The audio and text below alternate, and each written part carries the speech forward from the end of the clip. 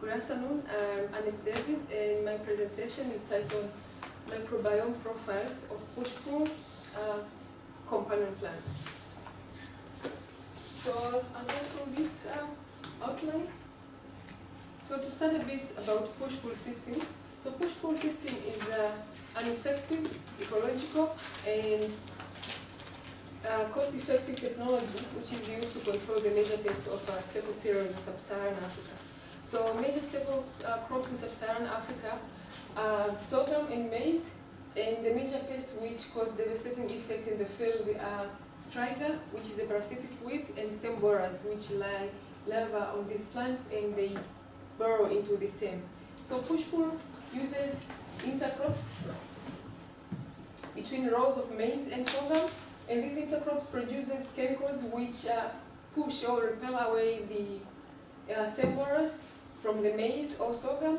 At the same time, they use a border crop which produce chemicals which tell the stem-borers they are more favorable to them, but they do not encourage the development of the stem-borers. So also the Desmodium, they are leguminous plants, so they produce, they have nitrogen fixers and they help to fix nitrogen in the soil, but also they enhance soil structure and help the soil to preserve its moisture. So it's a very sustainable system which farmers use to control stem-borers.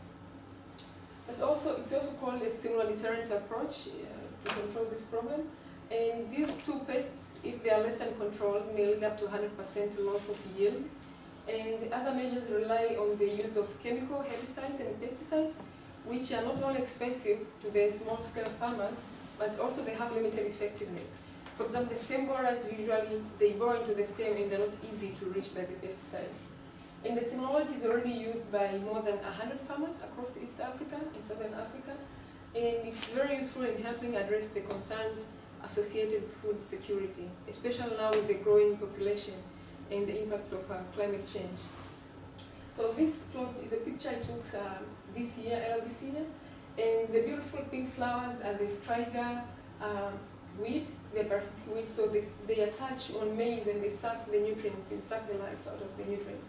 So this farmer may not harvest anything this year. And this is a picture of a maize which is infested by stem-borers. So these are small farms by smallholder farmers. They're already small, and combine the effects of the pests, they usually don't harvest much.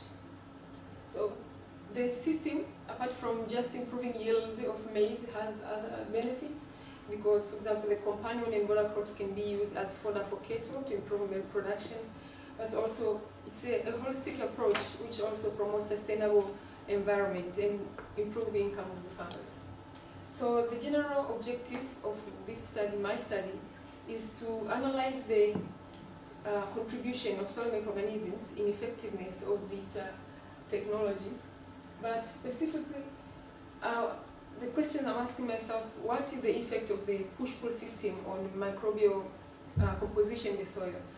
Between push-pull sites, do you see a different composition of microorganisms, or between push-pull and non-push-pull sites? Also, the differences, do we see an increase of beneficial microorganisms, or do we see a decrease of harmful microorganisms such as the fungi which produce mycotoxins?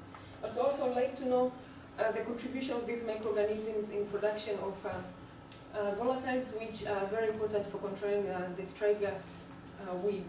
So we expect the knowledge from all this stuff may be used to improve effectiveness of the problem, of the technology, and maybe it might be useful to incorporate other leguminous which are edible into the cropping system, or maybe it may be possible to use microorganisms to control the problems instead of relying on intercropping and border crops.